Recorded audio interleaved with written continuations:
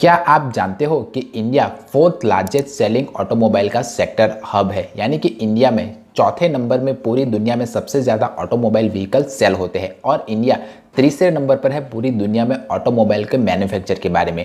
तो और गवर्नमेंट ने भी बहुत सारी अच्छी पॉलिसी ऑटोमोबाइल सेक्टर को आगे बढ़ाने के लिए लाई हुई है। तो अगर आप भी इस बहती गंगा में हाथ धोना चाहते हैं और आने वाले सालों में ऑटोमोबाइल सेक्टर के अच्छे ग्रोथ में अपने पैसे को बढ़ाना चाहते हो तो एसबीआई आपके लिए लाया है एसबीआई का ऑटोमोबाइल अपॉर्चुनिटी म्यूचुअल फंड।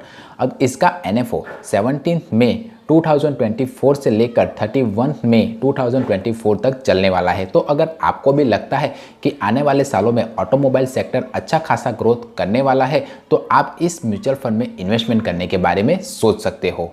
अब सबसे पहली बात, ये एक सेक्टोरल म्यूचुअल फंड है, यानी कि ये इन्वेस्टरों के पैसे को पर्टिकुलरली एक ऑटोमोबाइल सेक्टर में इन्वेस्ट करेगा। तो जो हाई रिस्क टेकिंग कैपेबिलिटी वाले पर्सन है वही इस तरह के म्यूचुअल फंड में इन्वेस्टमेंट करने के बारे में सोचेगा। और ऐसा क्यों? क्योंकि अगर ऑटोमोटिव सेक्टर में अच्छा ग्रोथ दिखाई देगा आने वाले सालों में तो आपको अच्छा खासा रिटर्न्स देखने को मिल सकता है। पर अगर ऑटोमोबाइल सेक्टर में डाउनफॉल आया, कारें नहीं बिकी और पूरी दुनिया में अगर ग्लोबल रिसेशन आ गया तो ऑटोमोबाइल सेक्टर आपको नेगेटिव रिटर्न्स लाकर भी दे सकता है। यानी कि अगर आपने इस म्यूचुअल फंड में इन्वेस्टमेंट किया वो भी बिना सोचे समझे रिस्क मैनेजमेंट के बगैर तो ये म्यूचुअल फंड आपको नेगेटिव रिटर्न्स भी लाकर दे सकता है।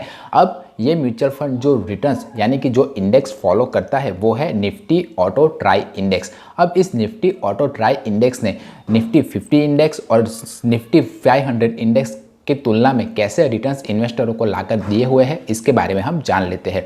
तो इसने निफ्टी ऑटो इंडेक्स ने एक साल में 71.7% का रिटर्न, जबकि निफ्टी 50 ने एक साल में 26.5% का रिटर्न और निफ्टी 500 ने एक साल में 39.3% का रिटर्न अपने इन्वेस्टरों को लाकर दिया हुआ है।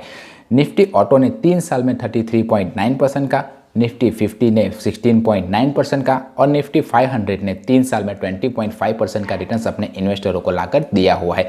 5 साल में निफ्टी ऑटो ने 23.3% का, निफ्टी 50 ने 15.3% का और निफ्टी 500 ने 18% का रिटर्न्स अपने इन्वेस्टरों को लाकर दिया हुआ है। और ऑल ओवर निफ्टी ऑटो ने 18% का रिटर्न्स, निफ्टी 50 ने 14% का रिटर्न्स और निफ्टी 500 ने 15% का रिटर्न्स इन्वेस्टरों को लाकर दिया हुआ है।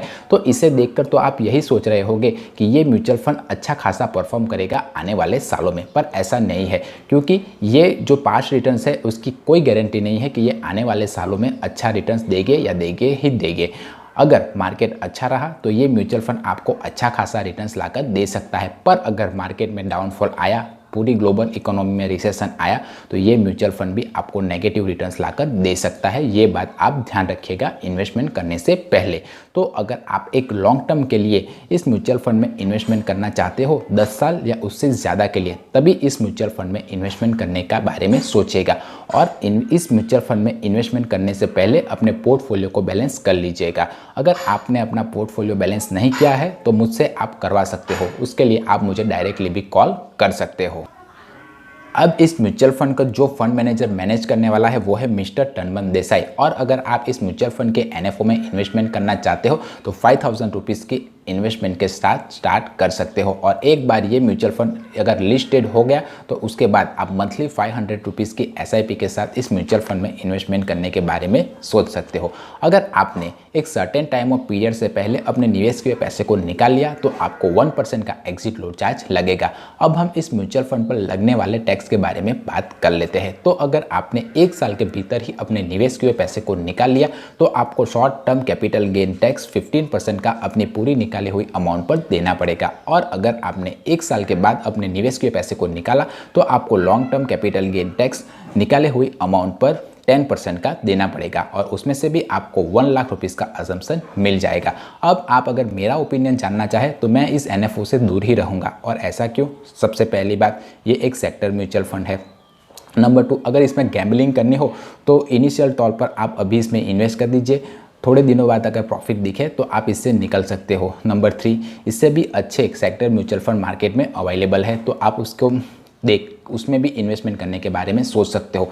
इस म्यूचुअल फंड का पास्ट डेटा आपके पास नहीं है तो ये म्यूचुअल फंड कैसा परफॉर्म करेगा आप किस बेसिस पर कह सकते हो। अगर आपने भी इस म्यूचुअल फंड के एनएफओ में इन्वेस्टमेंट करने के बारे में सोच रहे हो तो मुझे कमेंट करके बताइए कि क्यों सोच रहे हो, और अगर ऑलरेडी इस म्यूचुअल फंड के एनएफओ में इन्वेस्टमेंट कर दिया है तब भी आप मुझे कमेंट करके बताइए कि आपने क्यों किया है। मेरा वीडियो पसंद आया है तो वीडियो को लाइक कीजिए और चैनल को सब्सक्राइब कीजिए। वीडियो में कुछ इंप्रूवमेंट करना हो, कोई क्वेश्चन हो तो आप कमेंट बॉक्स में पूछ सकते हो। मिलते हैं अगले वीडियो में, तब तक के लिए बाय बाय।